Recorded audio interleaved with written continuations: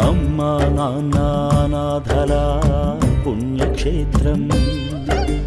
దేశంలో ఎక్కడా లేని విధంగా 600 మంది అనాథులకు తల్లిదండ్రులయ్యి ఆదరిస్తున్న అమ్మా నాన్న అనాథుల పుణ్యక్షేత్రాన్ని సందర్శించి శ్రీ సోమనాథేశ్వరుని సేవలో తరించారు హైదరాబాదుకు చెందిన డిఎల్ నరసింహారావు గారి కుటుంబ సభ్యులు. భక్తి మార్గంలో భాగంగా ముందుగా శ్రీ సోమనాథేశ్వర స్వామికి స్వయంగా జలాభిషేకం చేసి బిల్వపత్రాలతో అర్చించారు.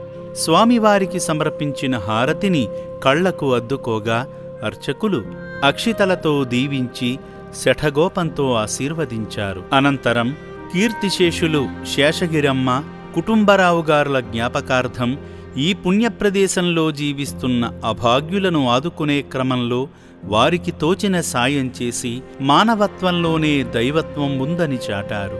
అమ్మా నాన్న అనాథల పుణ్యక్షేత్రం.